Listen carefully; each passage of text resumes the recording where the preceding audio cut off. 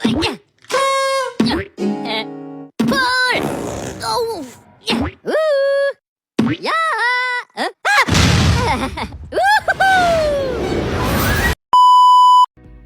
Halo semua, salam olahraga.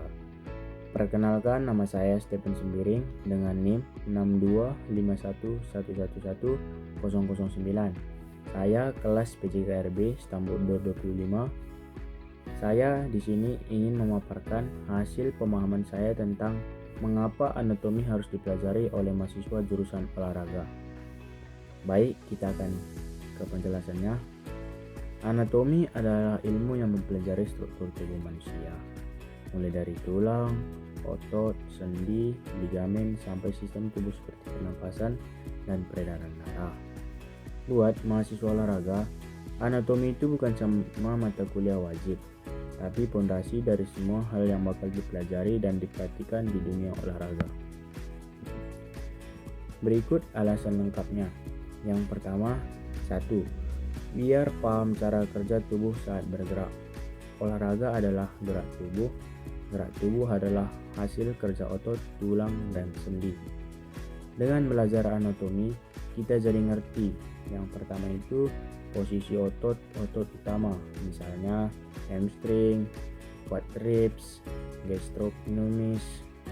Dan yang kedua itu fungsi tiap otot. Dan yang ketiga, sendi apa yang menggerakkan arah tertentu. Dan yang terakhir, di mana tulang menopang beban. Jadi kita nggak cuma melakukan gerakan, tetapi mengerti mekanisme gerak itu. Contoh yang pertama itu adalah saat sprint. Kita tahu otot yang paling aktif adalah hamstring dan gluteus. Yang kedua itu saat push up. Otot dominannya adalah pectoralis major, trapezius, dan deltoid. Pengetahuan ini bikin kita lebih paham kenapa teknik tertentu harus dilakukan dengan bentuk tertentu. Yang kedua, bikin teknik olahraga jadi lebih benar dan efektif. Kalau kita tahu otot mana yang harus aktif, kita bisa yang pertama itu mengoreksi teknik sendiri. Dan yang kedua, memperbaiki teknik teman. Dan yang ketiga, bikin gerakan lebih efisien dan bertenaga. Misalnya saat syuting sepak bola. Dan yang pertama itu kalau teknik salah, bisa kena step yang kurang tepat. Dan yang kedua, kalau otot paha dan depan dan pinggul nggak aktif sesuai peran, power bisa menurun. Dengan anatomi, kita tahu gerakan apa yang memaksimalkan otot mana. Kita masuk yang pembahasan yang ketiga. Ketiga, mengurangi risiko cedera saat latihan atau bertanding. Cedera itu sering terjadi karena yang pertama itu teknik yang salah, dan yang kedua pemanasan kurang, dan yang ketiga beban latihan tak sesuai, yang keempat otot tertentu terlalu lama atau terlalu tegang. Dengan memahami anatomi, mahasiswa olahraga jadi bisa mengetahui bagian tubuh yang rawan cedera, misalnya itu ACL, ankle, otot hamstring. Dan yang kedua, mengetahui gerakan yang aman atau yang harus dihindari. Ketiga, merancang pemanasan atau pendinginan yang tepat untuk tiap jenis latihan. Dan yang terakhir, memahami tanda-tanda overuse. Intinya latihan lebih aman, performa tetap maksimal.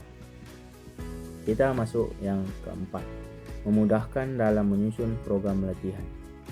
Mahasiswa olahraga pasti akan merancang program latihan baik untuk dirinya sendiri maupun orang lain. Pengetahuan anatomi membantu menentukan yang pertama, otot mana yang jadi fokus latihan. Dan yang kedua, latihan apa yang paling efektif. Dan yang ketiga, intensitas dan volume latihan yang sesuai. Dan yang terakhir, variasi latihan agar otot tidak jenuh. Contohnya itu, mau melatih core, fokus ke rectus abdominis, obliquus, dan erector spinae. Yang kedua, mau melatih kekuatan kaki, fokus ke quadriceps, triceps, hamstring, gluteus, dan calf. Tanpa anatomi, program latihan bakal asal-asalan. Baik, kita lanjut yang kelima. Mendukung proses rehabilitas dan pemulihan cedera. Kalau suatu saat terlibat di dunia pelatihan, kita juga harus siap menghadapi atlet atau klien yang cedera. Dengan anatomi, kita jadi bisa yang pertama itu mengidentifikasi area yang cedera, yang kedua memahami gerakan rehabilitas yang aman, yang ketiga menentukan latihan yang boleh dan tidak boleh dilakukan, dan yang keempat tahu kapan harus istirahat dan kapan bisa kembali latihan. Jadi kita nggak asal nyuruh latihan yang malah bikin cedera makin parah. Dan yang keenam, jadi dasar untuk ilmu olahraga lain yang lebih kompleks. Banyak mata kuliah lanjutan yang butuh pemahaman anatomi, misalnya yang pertama itu fisiologi olahraga, tahu cara tubuh memproduksi energi. Yang kedua itu biomekanika, analis gaya dan gerakan. Yang ketiga kesehatan olahraga, dan yang keempat kepelatihan olahraga, dan yang terakhir sains pelatihan, tahu strength dan conditioning. Kalau anatominya nggak paham, ilmu lanjutan ini bakal susah masuk. Ibarat mau bangun rumah tapi fondasinya kosong, nggak bakalan kokoh. Kita masuk ke materi yang ketujuh, menjadi tenaga profesional yang berkualitas. Mahasiswa olahraga itu nggak cuma disiapkan untuk jadi atlet, tapi juga bisa jadi satu, pelatih olahraga, yang kedua, guru PJOK, yang ketiga, instruktur fitness, yang keempat, pendamping atlet, dan yang kelima, pekerja di bidang kesehatan olahraga, dan yang terakhir, analis performa. Semua profesi ini membutuhkan pemahaman tubuh manusia. Dengan mengetahui anatomi, kita bisa yaitu memberikan instruksi yang benar, dua, menghindari latihan yang berbahaya, yang ketiga, membantu meningkatkan performa orang lain, dan yang terakhir dipercaya karena penjelasan kita berbasis ilmu.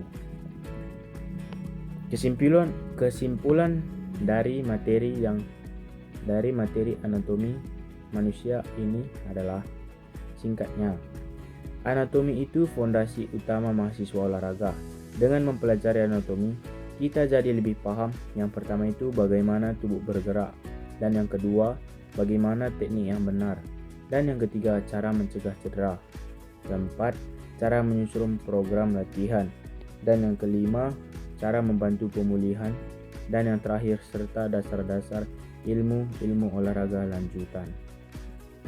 Jadi anatomi bukan sekedar teori, tapi ilmu praktis yang dipakai setiap hari dalam dunia olahraga. Demikian hasil pemaparan saya tentang pemahaman saya mengapa pentingnya mahasiswa olahraga mempelajari anatomi manusia. Jika saya ada salah atau tutur kata yang tidak berkenan di hati ibu dosen atau bapak dosen, saya meminta maaf. Terima kasih. Salam olahraga.